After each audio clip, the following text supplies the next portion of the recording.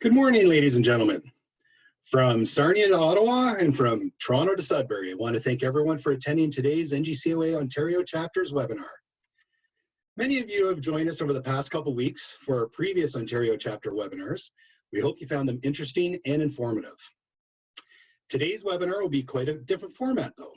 This is going to be more of an informal discussion led by a few of our colleagues who managed to stay open through the COVID-19 pandemic in British Columbia, or recently opened up in the past 2 weeks in Alberta. I'd like to introduce myself. My name is Sean Hunter.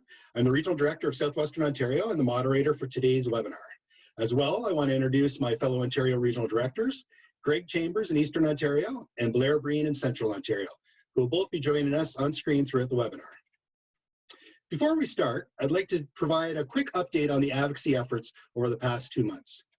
Ontario's We Are Golf Partners, which includes all 5 golf industry associations in the province, including the NGCOA Canada, Golf Ontario, PGA Ontario, CSCM Ontario, and OGSA, have been working very hard in the background on the advocacy efforts with the Ontario government, specifically with Premier Ford and the 13 MPPs on the Ontario Jobs and Recovery Committee, as well as with the Office of the Chief Medical Officer of Health.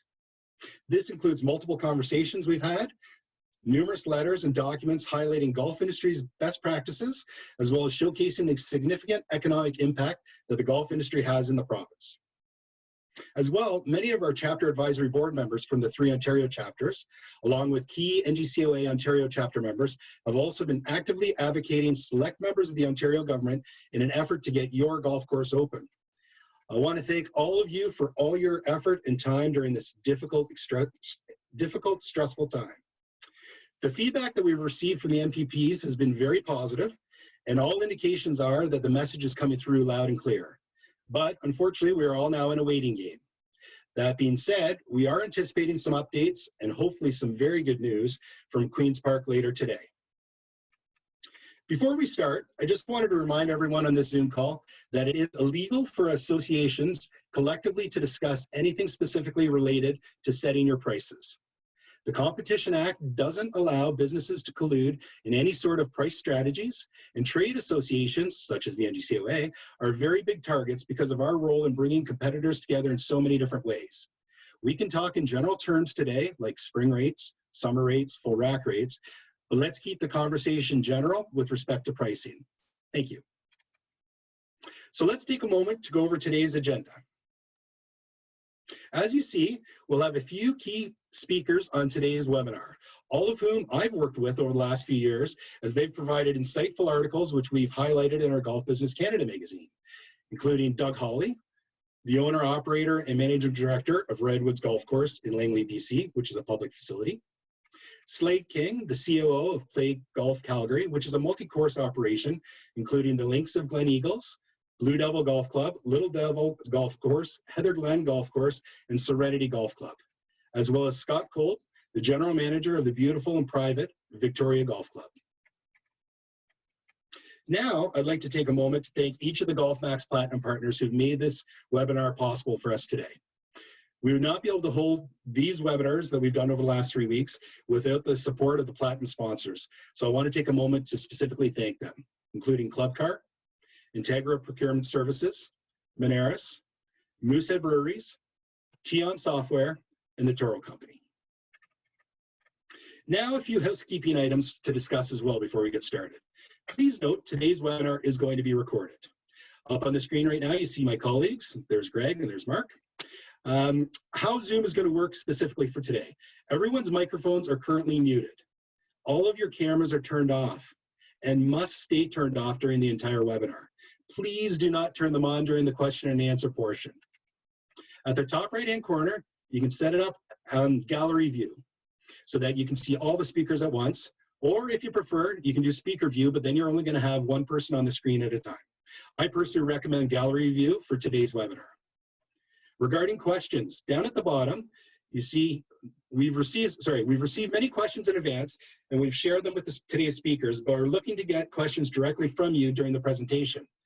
If you have any questions during the presentation, you can use the chat function at the bottom of the screen. You see the circle highlighted. Please note that you'll not be able to see everyone's questions, but we will be reviewing them during the presentation and then asking them on your behalf as time permits. So without further ado, let's get into the discussion. We're going to start with Doug Hawley. Doug is the managing director, as I mentioned, of Redwoods Golf Course in Langley, BC. Redwoods is a very busy public golf course, which normally hosts numerous tournaments, weddings, and events throughout the year. Great to see you again, Doug. Thanks for joining us. Thank you. I just want to say I'm glad you guys are getting organized. I'm glad you're getting open. It's nice to see you do have an advantage over us out west as we had to work our way through this. So I'm just going to give everyone a quick rundown of kind of happened. Redwoods is, like you said, a public golf course. We do about 60 weddings a year. It's a family-run, family-built operation. Most of our revenue comes within a 6-month window. So 94% of our revenue happens in that 5 to 6 months in the summer. So we're not unlike the golf courses back east. Yeah, we're open year round, but there's not a lot of demand here in our off season. As we were carrying on in March, we're just getting started. Courses are working out their aeration schedule. The COVID-19 are starting kind of out west. Washington State's getting hit pretty hard. All of a sudden, things are changing daily out here. And it was not going too bad. And then all of a sudden, Golf Canada and the Provincial Association here wrote a letter to the government saying golf courses should be closed. So all of a sudden, a bunch of golf courses closed up shop, which completely changed the demand scenario. So we went from, doing 60, 70 golfers a day to peak demand, completely full all the time. At the same time, we're trying to work through the COVID-19 standards that are coming down that haven't been written yet. So we're kind of writing them as we go. So we did things like we split our teams up into, our crews up into teams, Team A, Team B, Team C. No two teams would work together. We were working on signage. At that time, it kind of was pretty hectic. Phone demands were, you couldn't answer phones fast enough, and I'm pretty sure Slade can contest to this. You had to move to online bookings. We had actually shut down our online bookings and went to phone service because we couldn't offer long-term projections anymore because it was a day-by-day scenario. So we reduced from 1-year booking down to 3 days by phones. That wasn't working, so we had to go back to the online system. At the same time, we're still trying to work out what is safe, what's not safe, receiving lots of hate mail. Lots of media was coming around. There was kind of a pack of 7 golf courses in this area. And I think about that time, there was a full 19 to 20 courses open in the entire North America. So this pack of 7 golf courses, we started a media sharing. So we started an online group, and we were just sharing stuff constantly, hour by hour almost, and then started sharing all our data. That's when the NGCOA kind of got in and was pretty busy. Keep in mind, the regional director here looks after 2 provinces, BC and Alberta. So luckily, Alberta wasn't that active at that time because they were still in an off season, so she could focus a little more on BC. A lot of the time was spent dealing with courses that had closed, upset board of directors, upset members, upset golfers. So between that and trying to get some regulations, and as governments close down things, they don't take golf courses in consideration. So they made a blanket policy, and at that time it was no more than 50 people on site, on any given site. So we were battling this. You could only have 50 people on a 175-acre scenario. So once we kind of got through all that, got open, got going, got the momentum back to the golfers, we went ahead and said, okay, this is our chance. Demand is so high to really take control. Let's take our tee sheets back. Let's take control. Let's hold the golfers accountable. So then we started implementing policies, charging credit card on file, foursomes only up until 1:30. Just really making the golfer accountable for his tee time, just like a hockey game. You booked it, you're paying for it, into discussion. Luckily, we were one of the few games in town, so we could really, really abuse the golfer, is the way to put it. We weren't nice. We put them through the ringer. They loved it. They accepted it. It was kind of funny. It's like, wow, you spent 25 years being nice and all this stuff too. Don't answer the phone. Turn the phones off. We can't handle it. We're getting 5,000 to 7,000 phone calls a day. Sorry, sir, that's the way it is. Take it or leave it. So we've, it was so hectic. We've now, everything is balanced out. The media's gone away. The negativity's gone away. We've left in the procedures of this being accountable for your tea time, and it's gone over amazing. So we now, for us, the biggest thing out of this, I would recommend to any course, if you're thinking about doing something, now is the time to do it. We experimented last year with foursomes only in the mornings. On weekends, we've now made it mandatory foursomes only bookings up until 1:30 every day. And it's golfers are accepting of it. The other big issue is golfers want information. Getting information out and consistent information is difficult. The NGCOA bulletins that came out on a regular basis to all the golf courses started helping us all get information out consistent to the golfers. And that wasn't enough. We had to start producing videos. We had to show golfers what it was like. Telling them wasn't enough. And just to give you an idea of our stats, just to tell you how much demand there was, just in April, and this is April, we picked up 3,400 new people in our database. Our website typically sees 6,000 to 9,000 visits. It was 51,000 visits in April. And then we used an app. We actually use the Gallus app here for bookings. In April, 7,800 times people went from the Gallus app to the booking page. So there was that much demand here. So once we realized it was there, it's the opportunity to really hold golfers accountable. And that's my message today. And I think Slade will probably contest the same thing. It's amazing on how adaptable the golfers are and how appreciative they are. Out of it's come a few things here in the lower mainland of Vancouver area. One is golf cart rentals are way down. They're about 25% of normal, and that's with single riders. Concession services are way down. The confidence isn't there yet for the golfers to start buying food and purchases on site in this particular area. We haven't really seen yet. I'm just going to leave it at that. Just for those that don't know, I do use the Club Profit system. And that's where our online bookings are going through. We're also using the Moneris Vault as well, and then the Gallus app. So that's how we're managing the demand for golf here. Wonderful. Thanks, Doug. A couple quick questions for you. Right now, I mean, you're an events place, you're a tournament place, you're a wedding place. Obviously, things have changed dramatically. Can you just talk about that for a couple minutes about how you initially reacted to it, and then more so how you're going to handle things in the next 4 weeks, 12 weeks, because we're dealing with that here in Ontario, where right now tournaments are, June's our tournament month and September's our tournament month. Well, everybody can't go to September because it's already filled up, right? So how are you dealing with it? And maybe just share some of your situation.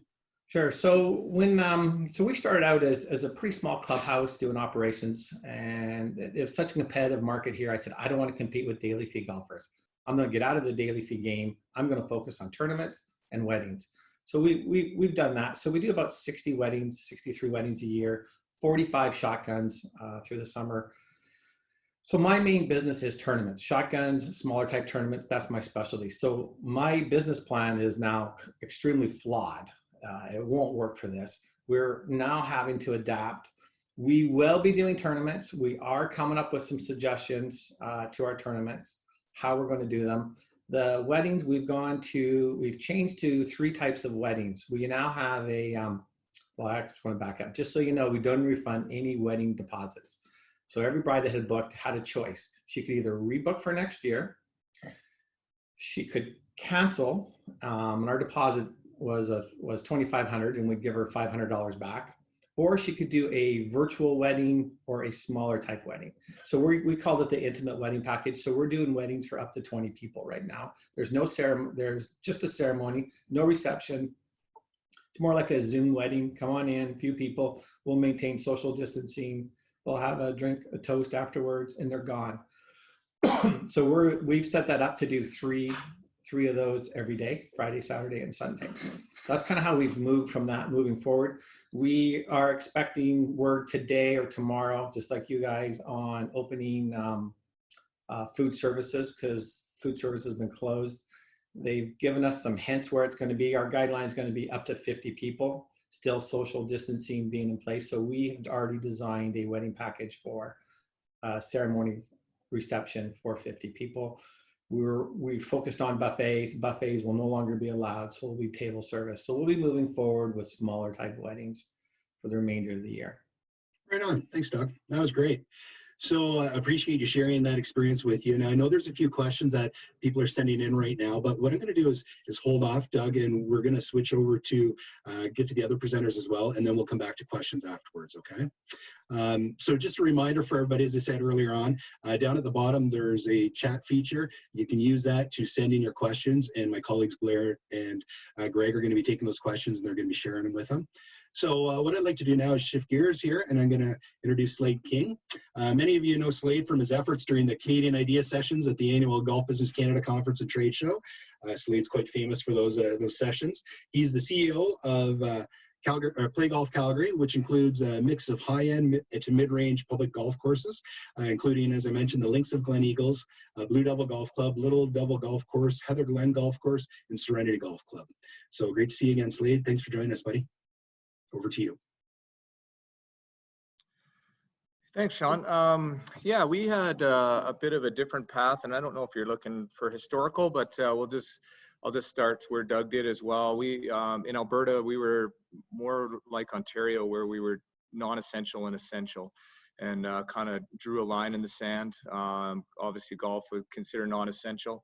Again, with the comments from certain people at Golf Canada, kind of kicked us in the butt a little bit as far as NAGA Alberta, and we had a really good working relationship with Alberta Golf, PGA, ourselves, and the AGSA, and the CSCM as well. So NAGA Alberta worked together from those comments on day one saying we better start to do something. So we actually hired a PR communications company that we'd worked with on a different project, and that's how we kind of attacked things as far as getting the best practices together. That was somewhat stamped from our NAGA Alberta level, and then going to the government and just educating them on what BC's doing. So thanks to Doug, and also what they're doing in the US, and then taking our document and saying, golf can be played in a safe way, physical distancing, we're an organized industry, we're ready to do this, much of what everyone in Ontario's been going through at the same time. So kind of during that, we had no real communication or feedback. We didn't think we were going to get any good news. Alberta's numbers were not great.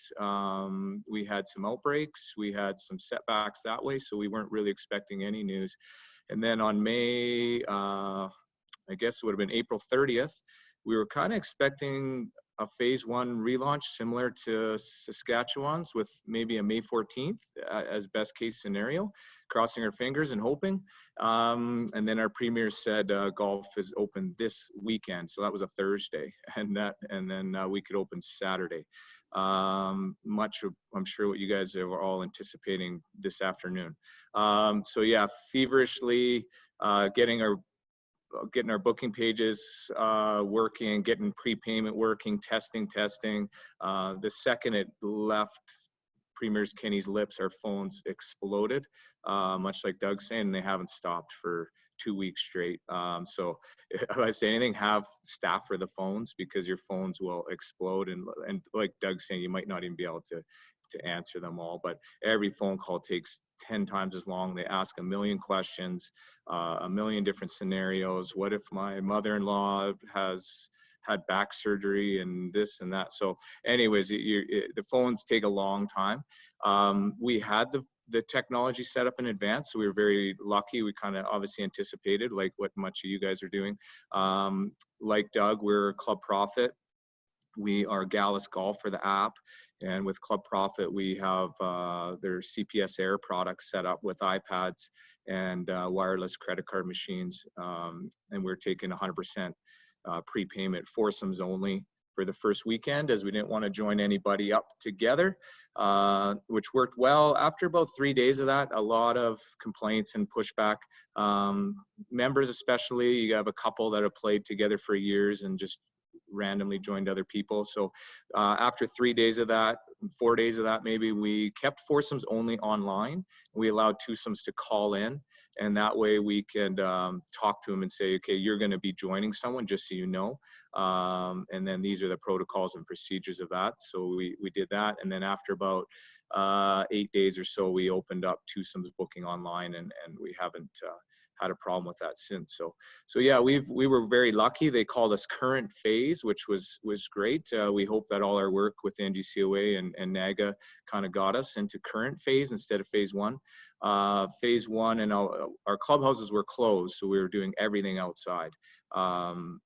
So kiosks, we just parked the beverage cart, outside of the clubhouse and just put tables around it to keep the physical distancing between the customer. Same with the pro shop station with a tent outside. And then waiting for phase one, which was retail and restaurants. Phase one actually launched today. So we're not opening the restaurant today. I didn't really want to touch that. There's a lot of confusion on what we're allowed and not allowed to do. So I thought we'd wait this weekend. We moved inside today, this morning. Stickers on the floor, plexiglass divider at the counters, sanitization or hand sanitizer stations, all that kind of stuff. But we're just doing grab and go kiosk and no hot food in the lounge. So that's where we're at, and maybe that can be something you guys can anticipate as far as your rollout. Just be ready outside, have tents, have heaters, that kind of stuff. Alberta had different protocols than Saskatchewan and BC. We weren't allowed to bring anyone in 15 minutes before, so we had to have someone monitor at the gate, which was critical, key to the whole thing.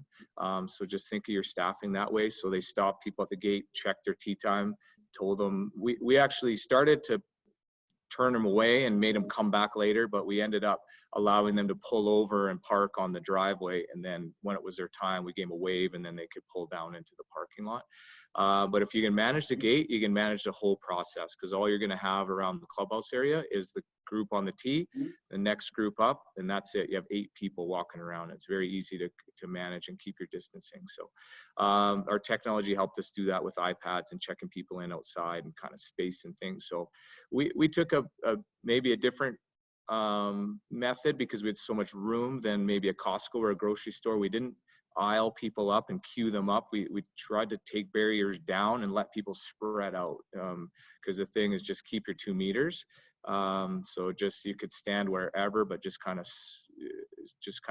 give them lots of room and take some barriers down. That seems to work for us, because we just have everybody's in a different situation, and you have to figure out what works for you. So signage, lots of signage. So we also had the Gallus app. We put all our COVID procedures on the app, and when we checked you at the gate, we told them download the app and read our COVID procedures. So our downloads went through the roof. So we'll use that for some marketing at a later time. But that's how we kind of manage that. And then just signage from where to park, where to walk to, what to expect on the golf course, no rakes, don't touch the flags, all that kind of stuff. And I anticipate being eyeballed really hard. Our opening weekend, we were under the gun. We had a lot of press and a lot of media that was favorable, and there was a lot of people, like Doug had mentioned, that feel we shouldn't have been open. So we had health inspector every day, pretty much. I think we were up to about, between our 4 courses, I think we've had about 9 inspections by now. We had bylaw officers parked outside our gate. We had them parked between where you have to cross the road at one of our golf courses. They were parked there. If 2 golfers were riding in the same cart, they were pulling you over and checking your driver's licenses to make sure you're the same resident. We were doing that prior as part of our protocol, so we didn't have any tickets, but that's the point we're getting to. And then also just a lot of peeping Toms, a lot of people sitting there with binoculars from the roadway. I had a detailed note coming back from our health inspector of a complaint that basically logged our entire day. 11:07, 2 golfers standing too close. 11:23, a golfer sat on a bench that had a sign that said don't sit on it. 11:47, 2 golfers in a cart didn't look like family members. So luckily we had a really good relationship with our health inspectors. So if they do come to your property, just, obviously it's confusing for them as well. They don't know what to do. So just simply, you tell me and we'll work through this together, but you will have some inspectors take things to the letter of the law, other inspectors taking interpretations that other regions are not. 4 of our golf courses are in 3 different regions, and all health inspectors have a different interpretation. So some are super harsh, some are like, I'm not worried about that. Some said use this to sanitize, so we bought a bunch of it, use it at the other golf course. The other inspector said, no, you can't use that to sanitize, you have to use this. So just expect that kind of stuff. So even when you're sharing amongst yourselves, it could be different by inspector. So we had those issues to deal with, but like Doug's saying, the demand is incredible. People want to get outside. We have people that have never played golf now playing golf. We have people who haven't played in years. We have people who play 5 rounds. They've played 5 rounds already in 8 days. So the demand is incredible. So just you know, manage accordingly. And staffing levels, you can't really have too many staff. We kind of went into it thinking, man, this is going to be a rough year. Let's go lean. Let's not have a lot of staff. And all of a sudden this demand, it's just like, my God, we could have a banner year. We could have a best year ever if we keep going the way we're going, even without tournaments and whatnot. So we're in the same boat for tournaments. We don't know where our mass gatherings are 15 right now. So obviously no really events at all to speak of. All our weddings are on hold, or we've pushed them to the fall, or we booked them for next year. So we're trying to come up with a package now where we can get tournaments to come, box lunch, play golf. We'll mail you your prizes, go home. So we're just trying to see if there's any demand for that. But yeah, that's where we're at, and I'll love to get any questions. That's great, Slade. One thing I was wondering, how are you handling the washrooms? That seems to be a question that I'm getting a lot of. Is should I open up my washrooms in the clubhouse? Should I close them? Should I only have on site? And how often do I clean them? And should I have sanitizer and signage? Do you mind just talking about that for a minute? Yeah, no problem. We didn't know what washrooms were going to be. Saskatchewan's different. I'm not sure where BC is, but we wrote our NAGA protocols. We had 39 protocols for NAGA. The government only came out with 19. So they actually took our documents, said, great work, but it's a little too much, which is shocking, right? So we didn't have any tea time interval restrictions, which is fantastic. So if anything good comes from this, hopefully Ontario doesn't have any tea time restrictions. I'm sure you're all crossing your fingers. But washrooms, we were anticipating only being allowed to let one person in at a time and sanitizing between every use. That's what we were anticipating, the worst, right? So we were going to have a staff member stand there all day. When the protocols came out, the only restriction was clean and sanitize regularly. That was it. So we were outside full setup other than bathrooms. We had the one door open, and then we kind of walled off all the hallways from the bathroom, so you can only go in the bathroom in and out. They did make a restriction that on-course porta potties had to be closed unless you had a foot activated hand washing station. So anticipate that.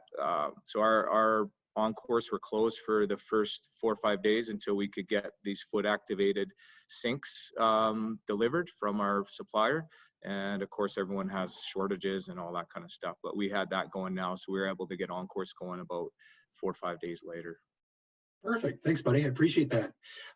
So what we'll do is we'll hold off on questions for a couple minutes, Slade. I just want to turn it over to Scott first and kind of go through that angle. So what we'll do now is welcome Scott to the conversation. As I mentioned, Scott is the general manager of a beautiful private club, Victoria Golf Club. And I think he's going to have maybe a little different conversation with regards to how they handled it and what the expectations were from their members. So Scott, I'll give the mic to you. Yeah, definitely a perspective from the members club. And the good part from us is we know who's in the doors and who's in the gates, and we can control that. We're 3 weeks in and we still haven't allowed a guest on site yet because our demand has been triple what we expected when we came out of the gates. Because what we had was we started off with 12-minute intervals only between 8 and 5. And all of a sudden, quickly, people realized there isn't enough tee times. We actually did threesomes to start. And so we had 41 tee times, 120 spots, which, you know, at our golf club, usually 200 rounds is a good day. But all of a sudden people are panicking. We're the only game in town. They can't do other activities. There's no other sporting activities. You know, at least in our province, we've been encouraged to continue to exercise. And I think that's what helped us out of the gate. I know Slade and Doug have both mentioned the media presence. I think we really worked hard on making sure we had a proactive approach before that. You know, we were getting ready for any social media. We did that video, and really the video was for the members, but really it was, we knew it would get leaked and get to other places. So we wanted to make sure we were setting ourselves up for it. And that was our sort of concept of getting everything ready. If I had anything to change now that I've done it as a private club and the demand and everything else, I know public courses can't do this probably, but I would do 9-hole rounds to get people through, get them out. They've all been cooped up for so long. You could potentially charge, if you were an 18-hole golf course, you could charge 9 holes and charge at a time. But if I had said anything for a private club, do your first week, get that bent up demand out, because they have nothing else. They've got flexible schedules right now. They're working from home, whatever it is.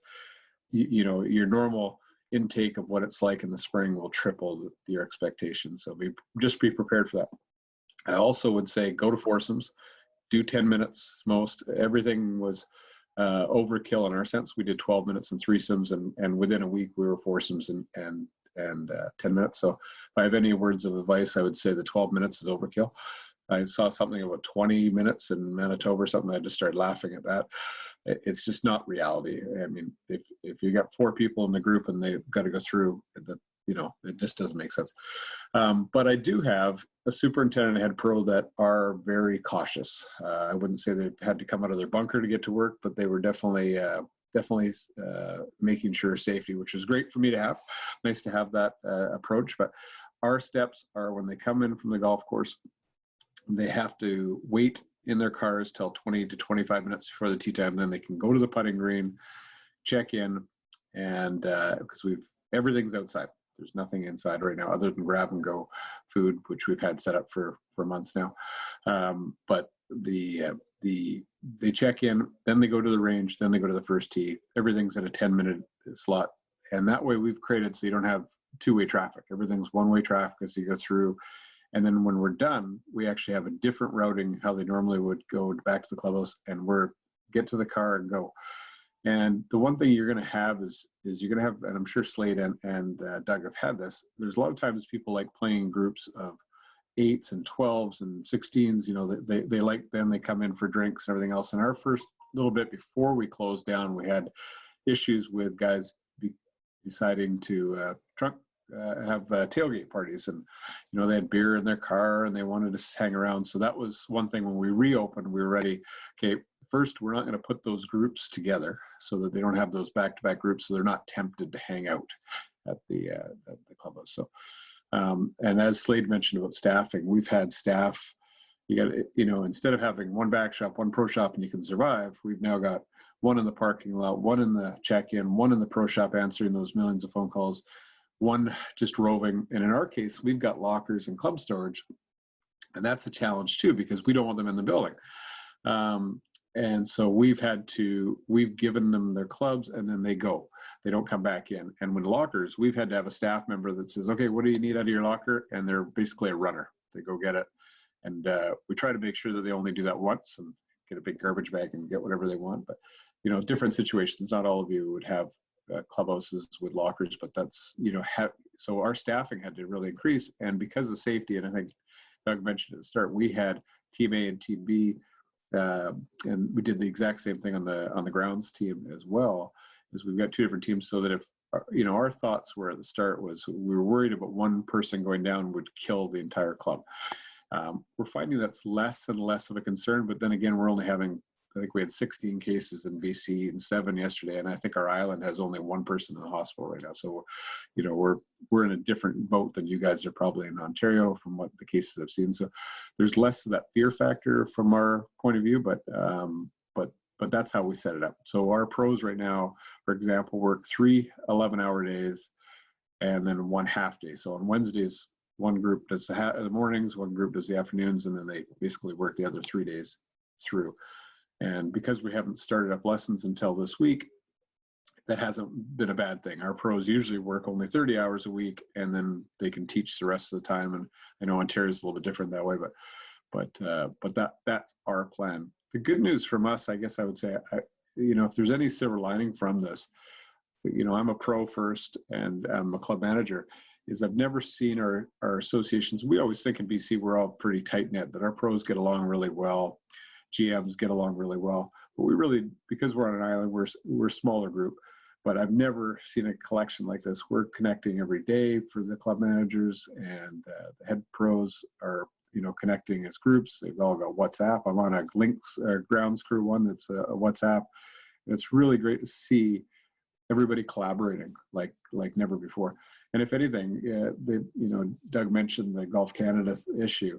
It was a huge issue with us, but it actually helped galvanize us because we had something to bitch about together. And then, okay, well, now we need to get ready and get going. And we did it as a group and got forward. So I hope that helps. From us, when we talk, Slade mentioned signage. When you first drive in, we've got a billboard. And then in our case, we decided, okay, our members need carts. Some of them are old, some are young. So we've got a parking lot. In our parking lot, we've taken up an area of clean carts, dirty carts. Members go through and they pick up their clean cart. And when they're at the end of the day, they put it in there. It's almost like a shopping cart idea. And again, we have to now staff to clean the pull carts, lock them up and leave them out there. But those are the kind of steps we've made to make it all work. But it's on the opposite end. Our pro shop, poorly designed, is on the other side of the building. So it's caused us to actually require more staff than less. So talking about staffing, how are your staff actually, one of the questions I'm getting, how are they actually cleaning the carts, the power carts and the pull carts? Are they in full gear? Are they face masks? Are they shield, power washer? Are they sanitizing? There's literally so many questions going on right now. That's one of the ones that I thought I'll throw it out to you, Scott. How are you guys handling that? Yeah, I mean, I am maybe a little less cautious about these kind of things, but the staff, they've got their gloves. We've got gloves. If they want to wear masks, they can. Masks actually haven't been that promoted out here, so we haven't had to worry about that too much. But we let them sort of sit for an hour before we go in there. Then we'll clean them. But we've got a power hose. We've got the cleaning, antibacterial cleaning supplies. The power carts are a bit more of an issue for us because there's so many more touch points. So we really said it has to be a medical cart. And again, I know public courses can't pull this off, but we said we'll sacrifice the revenue if we do this, because there's so many touch points and so many places they have to clean it.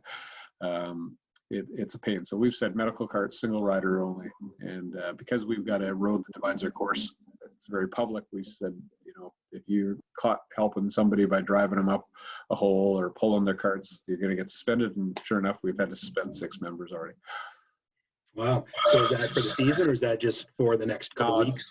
Just a period of time. Oddly enough, 2 or 3 of them were past board members. So it was kind of our president had to suspend another past president. And he said, has that ever happened before? I said, not in my time, but and I think you have to have that knowledge. I mean, actually, our president lost it on these 3 young guys, and instead of telling the president to go apologize for crossing the line, I said it's probably good for you to have that reputation for the next little while, just to make sure they're in line. So. Yeah, absolutely. Well, that's perfect. Thanks, Scott. I appreciate that.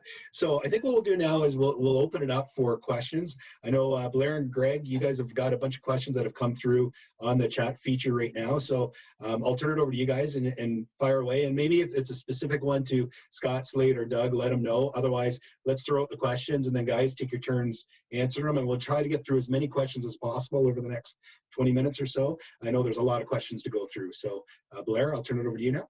Okay, perfect. First question that we have is, do you have all your policies and procedures posted on site for all of the golfers to read before they play? Who are you asking, Blair? That anyone can answer that question. Slade, you have the most golf courses. Why don't you answer that question?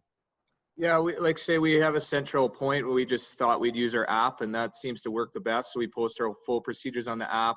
We have all the procedures on the terms and conditions that you have to check off when you book your tee time and prepay online.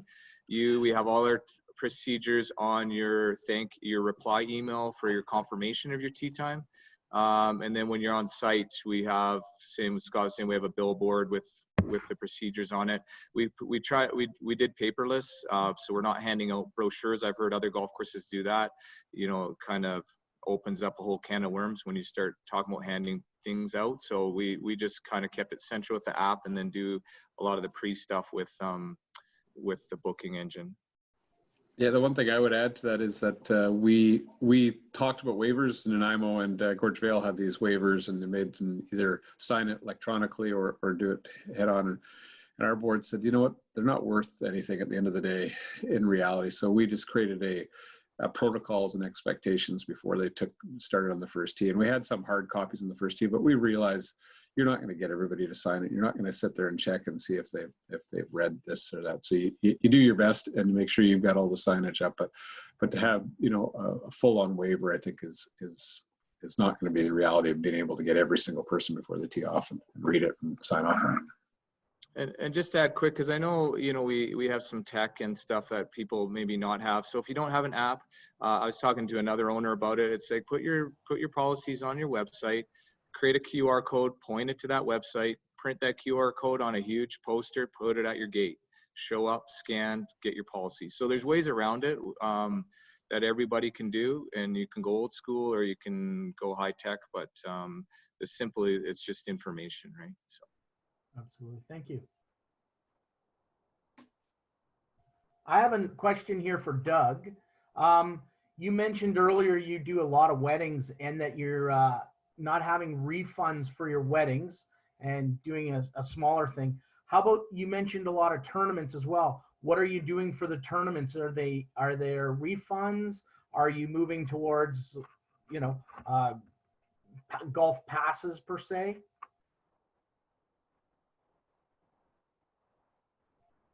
Doug, I think you're on mute.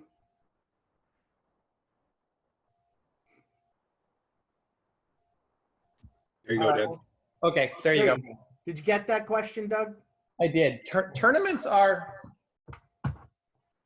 just having some video challenges here real quick. Tournaments are a little different. We didn't take deposits for most of our tournaments as they're returning year after year. So a lot of them just moved till later in the year to see what's going to come out of it.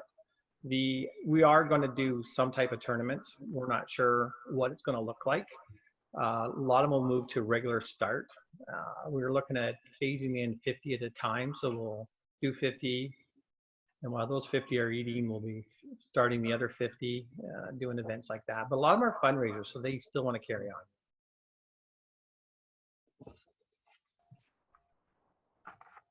I'd say we gave them 3 options. You can rebook for later in the season, you can rebook for next year, or you can take the value of your deposit in passes. So you can bring out clients anytime throughout the summer. So that seemed to help. It made 80% of the people happy. And then we have about 20% that said, I don't care. My company said I can't hold an event no matter what. I want my money back. So, and we still kind of working through some of those requests. And Scott, what about at your club? With it being a private club, have you had any tournaments that you've redirected, member tournaments or member guests or anything like that? Yeah, actually, we've canceled pretty much everything through till at least August 12th, because we don't have very many outside events, but when we do, we have this one 3.5-4 day event, and that one we're still hanging on hope, but reality is everything that we've been told is that events over 50 aren't going to happen anytime soon. And again, everything's happened really fast. So I've been trying to hold off anybody making any rash decisions to cancel it at this stage. But when, you know, we've lost obviously any of the spring events, anything going forward. But and all of our weddings did get pushed back into last year. But unlike Doug, we did refund. A lot of ours are member related, so not worth the PR to lose that. So. There, another question? Yeah, absolutely. I've got a few here. Given the fact that you're doing little food and beverage, how are you dealing with some of the golfers bringing their own alcohol onto the golf course? Did you have to hire more marshals to supervise the golfers here? Let's hear from everybody, because I think you're all going to have different perspectives with Right. your clientele. Let's start up with Slade. Sure. You know, for us, it's big picture. We needed to get open, and we said, let's focus on what we can do and don't focus on what we're not allowed to do. So big picture, we have golfers out, they're paying full price and they're all in foursomes, and we have full tee sheets and no tee time restrictions, and we're doing quite well. So we're not managing people bringing their own liquor right now, to be honest with you. AGLC and all those guys have so many other things they need to worry about that you know, we feel they're not cracking down, and, you know, not, if we see something, we'll deal with it, but we're not actively investigating things right now. You got to pick your battles, you know, especially when you, like, what's your what can you manage day one, you know, weekend one, and then, okay, now let's work on things next week, and then let's work on things the week after. So it's a whole new world, and sanitizing and gloves and masks and staff calling in sick with symptoms. And, you know, you're going to have a lot on your plate. If a guy sneaks a 6-pack of beer out there, I could really, it's at the bottom of my list right now, to be honest with you. So, but Doug's farther along into it, so he's probably, he maybe has layered in some different policies. What do you think, Doug? Yeah, when we first started, we weren't, no one was really worried about that. It was still pretty cool in the year too, but now we've all pretty well clamped down. We've had to run extra marshals into the parking lot, as that was a real challenge, especially if you're near a community that is closed. When there was only a few of us open, people were driving long distance and setting up in the parking lot. So definitely count on having extra staff in the parking lot. And you need to use phrases like, while you're on the property, this is what we require. They're all pretty accommodating. You know, they'll put their lawn chairs away and take their beers and go. But we're definitely 100% enforcement. And most of the courses in this immediate area are all 100% enforcement now as well. Oh, in our case, we were a little bit different in that we know who's out there, and we have the threat of saying, you do it and you're gone.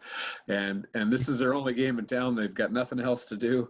That is precious to them. So what we've added is a beverage cart. Normally we do it on nice days, on Wednesdays and Fridays. Being a private club, we don't do it very much, but we've had it out there every single day, so they've had no excuse not to.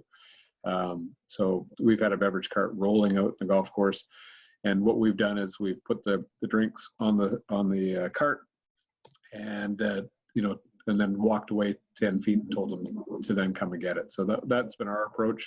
Might not be legal, but that's our approach, and it seemed to work well, and we haven't had that issue since the threat of suspension and also having the service available, so they don't have an excuse of why they should bring it. Again, we've got a road that divides our golf course. Last thing we wanted to see was cans of beer being cracked open while they're crossing a road.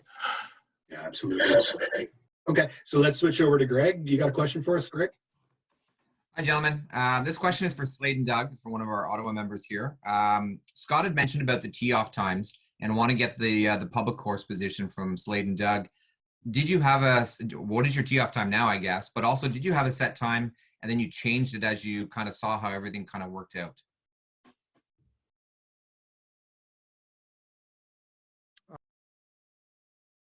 Never really understood tee time restrictions. Alberta was smart, and they just said, manage the amount of people on your property so you can maintain 2 meters physical distancing. So I felt, you know, that was smart. And every golf course has a different situation. As we all know, we have plenty of space around our clubhouses for people to stay 2 meters apart.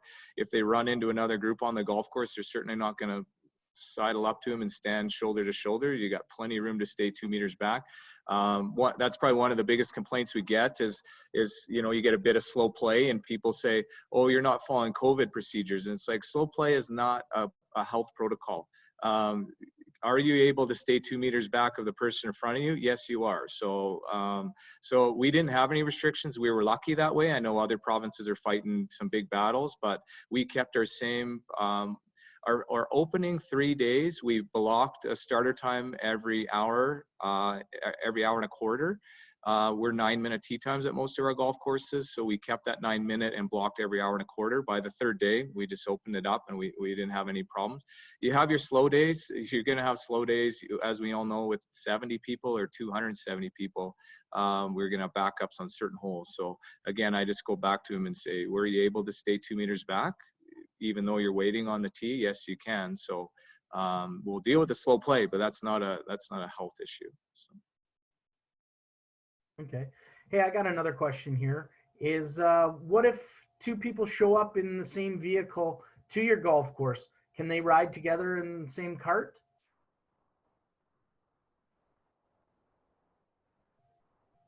Gentlemen? Slade? We're doing singles, but that's because that road divides us the golf course. So even if it's a couple, right now we're doing that. You have to ride your own cart, but as carts become more scarce, I'm sure that we'll pair them up and use that household thing. We were just being overcautious, being so public in the public eye. Ours was very specific that you had to be single rider unless you're from the same household. So we're taking that as strict as we can. Again, we were really under the microscope our first weekend, and we were being just strict to the letter. What you do prior to you getting to this golf course is your business, but once you get here, we're going to follow our protocols, even though you might be pre-contaminated by riding with your buddy. When you get to the golf course, you're going to split up and do in two different carts. And what about you, Doug? A little different here because we actually wrote the policy in BC and gave it to the government. So we were pretty clear that as long as there wasn't more than 4 people on any given tee or green, we shouldn't be involved with tee time intervals. But that being said, we did start out at 12 minutes, and our problem was actually twosomes. There was the big demand for twosomes early on in the process. And once we deleted the twosomes, we've gone to 10 minutes, and most of the courses in our area are 10 minutes. It seems to be working well for our particular layout.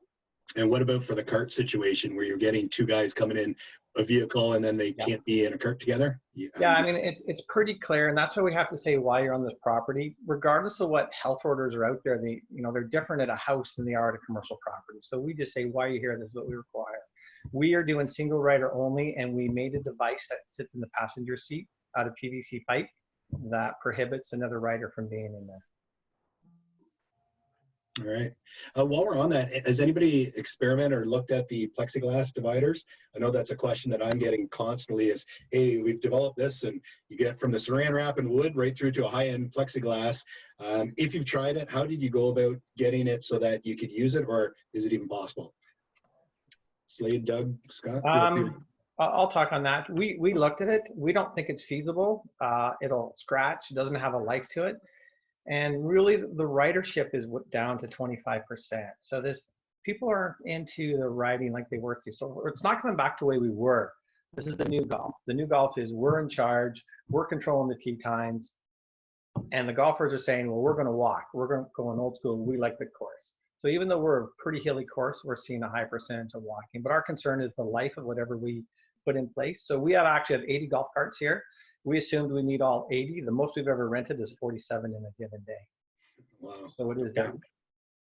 What about you, Slade? We're the opposite. We have carts going crazy. We run out every day. We're waiting for them to come up 18 and yanking it from them and running them out to the second hole, and golf pros jogging back in. And we were lucky. We bought an extra fleet in the fall, and it was stored all winter, and we were trading in our old ones, and we hadn't traded them in yet. So we were very lucky we had extra fleet that we distributed among the golf courses to give us a little bit of wiggle room. But yeah, carts are a big issue. We looked into the plexiglass. I submitted it to our health inspector to just get his policy on it. We had the policies for the restaurants come out yesterday, and they were very, there's a lot of inclusion of barriers. If you're unable to maintain 2 meters and provide a barrier between booths, barrier between tables. So we're writing kind of a revision for our protocols to submit to the government to say, okay, 15 minutes before your tee time doesn't make sense anymore because our restaurant's open and our pro shop's open. So all you have to say is, I'm going to buy a sleeve of balls, and we get to let you in early. So we included that wording with the power carts to say single rider cart unless a barrier is installed. So we're hoping they will come back with some positivity on that. And then the golf courses can make a decision if it's, financially feasible. What I've looked into, we had a prototype built out from a local company, $150. to $180 to have like a custom fit, good looking plexiglass with, you know, finished edges so it doesn't cut you and stuff like that. But I've seen everything from $300 down to $30 to saran wrap. So, but as of right now, it's not, you're not allowed to use barriers. Right on. Thanks, guys. Greg, Blair, we have another question. Yeah, I got one here. I'm getting this a lot, and a couple of you touched on it. And Scott, this is actually in your video. If everybody watched the video, driving ranges. Scott, maybe you can speak first, because I think that's part of your setup and part of your rotation to get teed off. But I want to hear from the public courses too, if it's opening it from revenue generator or just kind of spreading everybody out and how you're doing it. Yeah, we're trying our best to give a real golf experience, and driving ranges. We've got the smallest one of them all. It's only 9 stalls wide.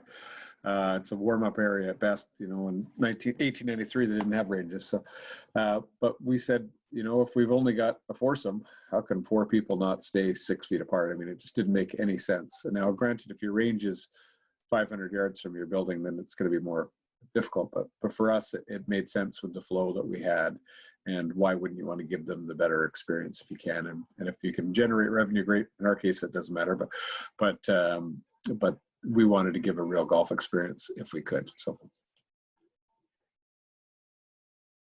What about you, Slade? Yeah, we kept them closed for the first weekend. We allowed putting greens. There's a lot of confusion on if the ranges were included in our protocols or what we're allowed to do. They're very specific on golf courses. Some golf courses did open up their ranges. And again, you get into municipalities. City of Calgary inspectors drove around and closed driving ranges, said no. They said golf courses, this is your warning, you better close down. So, and then in other areas they're saying, oh yeah, go ahead. A couple days in, our chief medical officer said, you know, she got a question, what can you do this weekend? And she said, well, you can go golfing or driving ranges. So yeah, we went from non-essential service to being the only thing you're allowed to do as per the chief medical officer. So then everybody opened their range. We're still only allowed 15 minutes in before your tee time if you follow it strictly, which we are. So we just put warm-up balls every second stall. It's included in your green fee, and we upped the price by I don't know if we say pricing. We upped our price slightly.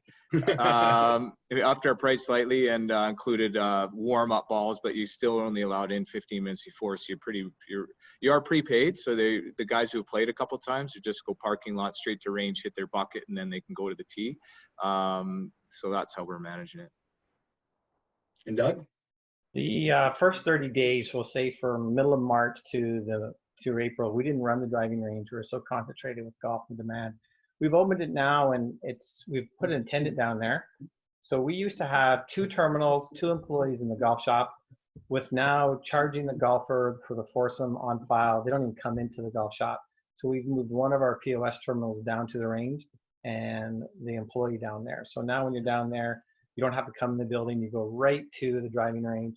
He'll handle your transactions and he'll dispense the balls for you. So really, it's no extra cost if you're moving to full online tee times and mobile check-ins. Great, thanks, guys. Blair, got another one? Yeah. How are you handling future tee time bookings from golfers who are currently on your property? Are they just coming into the pro shop to make that tee time with the foursome that they probably just played with? I'm doing all bookings online. So the only way to book a tee time is online, because I want your credit card information, I want your data, and I want it secured. Okay. Slade? People are booking on our app, like Doug was saying, mobile. Hasn't really been an issue. Today would be the first day we're allowed in our pro shop. The guys, they're asking the guys outside, they had their iPads, they could book them a tee time outside. So, yeah, you know, some of these questions, you're getting into the weeds that you have no clue what the protocol is going to be. Call it this afternoon and it could change everything. But yeah, for us, we weren't allowed in the retail, so we're outside, but we're using our iPads to book tee times and get their credit card info and all that stuff, and prepay. Everything was prepay. We wouldn't allow even members booking a foursome with 2 guests. The member had to pay for their guests. We went that strict, and we still are that strict.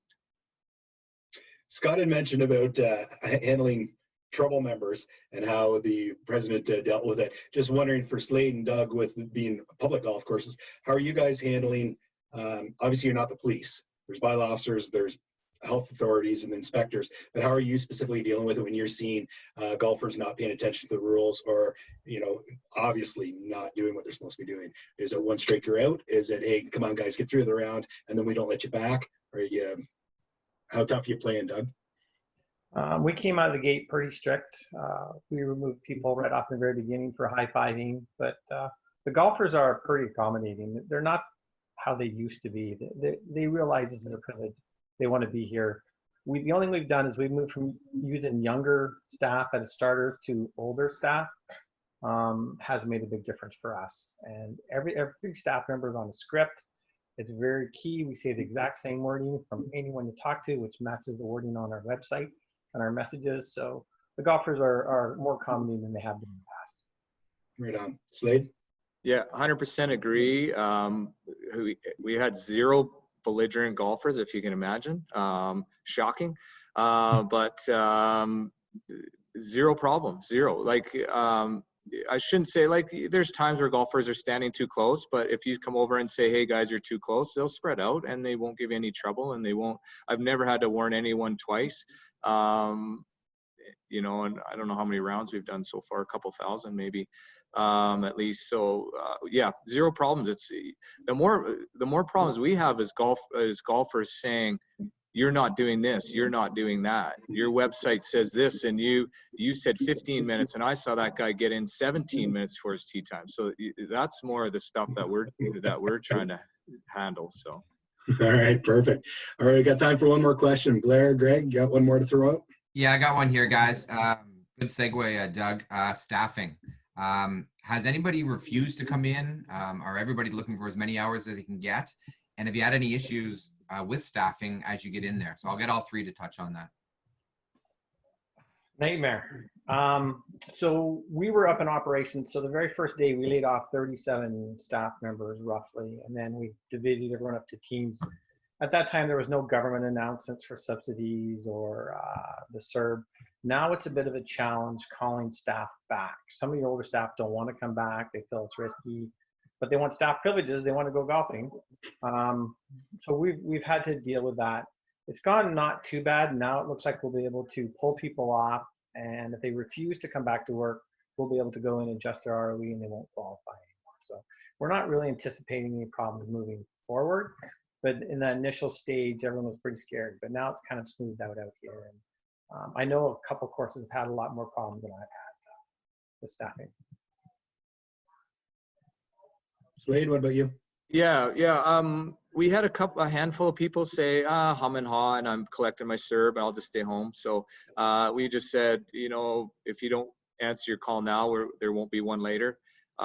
So most people came back, no problem. We did have a core staff that came in that night and started washing carts. So we've had some incredible staff members just come in and want hours and be happy to help and be part of the team. So I think, you know, everybody, it's, you know, what you've sowed for culture in years will help you at this point as far as staff wanting to help you out and come back. So we haven't had any issues that way. We've been able to layer on people. We've had 1 million resumes. So hiring anyone who doesn't want to come back to hire someone new is not going to be a problem. So yeah, we haven't had any issues. On staff, I would like to make a point, because we had a bit of a problem. A couple people have symptoms and need to stay home, which you got to just say, stay home, do not come to work. And one of the protocols in Alberta is you have to ensure your staff members come to work healthy. So we had a bit of a scare because one of our staff had symptoms, and she was working the beverage cart. She had seen 1,000 people over the weekend. And then you're just like, oh my God. So your heart sinks and you're like, this is a stress. I need my life right now. But just be really careful with your policies, procedures, making sure you're signing your bathroom checklists, cleaning checklists. And what we did is on our app, we added a staff health check. And all it was is a click through to a form. And they just say, have you been in contact with anyone with COVID symptoms? Do you have runny nose, headache, blah, blah, blah? And have you traveled the last 14 days? Submit. So we get all our staff members do that every time they enter the property. And in this case, the first time he said, oh my God, I hope she did her staff health check, and she had done it for every single shift. So it just covers your butt. And, you know, she ended up being negative, which is great.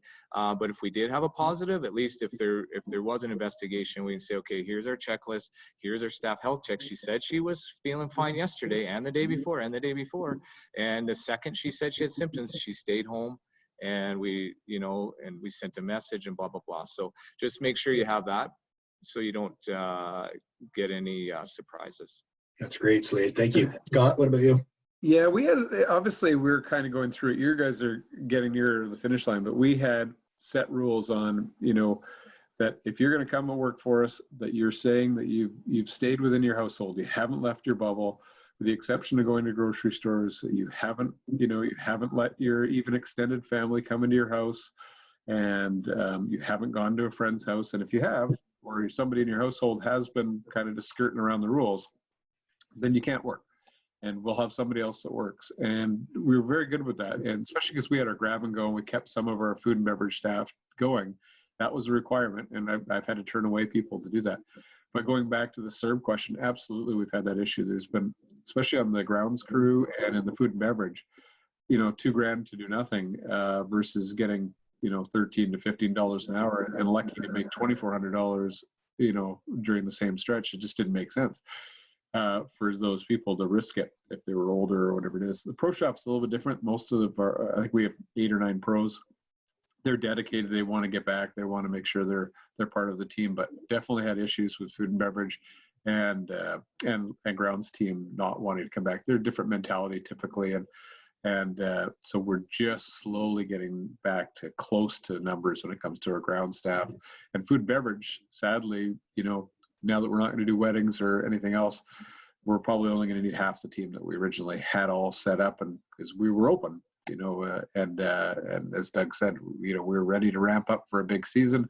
We're open year round and busy at some point, so we had all the staff, and we had to put 60 on EI when it first went out. So my guess in food and beverage is our team will be half the size it was planned to be. Right on. Well done, gentlemen. Big thank you to all 3 of you for joining us today. It's 12 o'clock here our time, and I know all of you have got to get going into your day today. So we appreciate you taking an hour out at the start to come and help your colleagues here in Ontario. We really do appreciate it. We're hopeful in an hour our premier is going to give us some direction. There seems to be a lot of media chatter here in the last 24 hours that we're going to get some good news, and we really appreciate the 3 of you jumping on here this morning to give us some firsthand knowledge and experience of what you guys went through and help us as we get ready here for the next hopefully a couple of days before we get open. So thanks, gentlemen. I know that there's a lot of questions that were thrown to Greg and Blair, and we tried to get through as many as we can, but obviously there's only so many we can do. We're going to keep those questions. We'll flip them over to the gentlemen and see if there's an opportunity to get some responses. But you know, be realistic that they've got their own operations that they're running as well. So we'll try to get some answers back to those who submitted them, but we'll leave it at that. So once again, thank you very much, Doug, Slade, Scott. A big thank you to our colleague that you guys don't see, Mark Fraser, who's the technological wizard behind the scenes that makes these webinars come together. Without Mark's help, these would be a disaster. So thanks, Mark. We appreciate it. And on behalf of my colleagues, Greg and Blair, I want to thank all of you for joining us today. As I said, we're anxiously awaiting the big announcement from Premier Ford. It sounds like there's going to be some good news coming out this afternoon. So let's all watch the 1 o'clock conference, see what happens.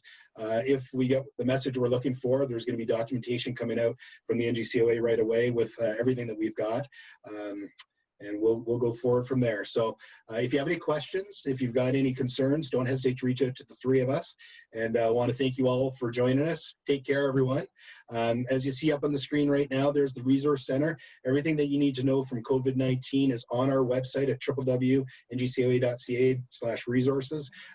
We've done a great job with pulling all that information there for you. Please use it. There's free signage. There's the webinars that we've done with KPMG, with Employment Ontario. There's all the videos we talked about from the guys from today. There's all the bulletins. There's everything you need on there. So make sure you utilize that. So with that, I want to thank you all for joining us today. Once again, thank you, Club Car, Integra, Moneris, Moosehead, Tion, and Toro. We really appreciate your support of this, and wishing all of you in Ontario a very healthy and safe opening in the near future. And thank you very much, everyone. Have a great day.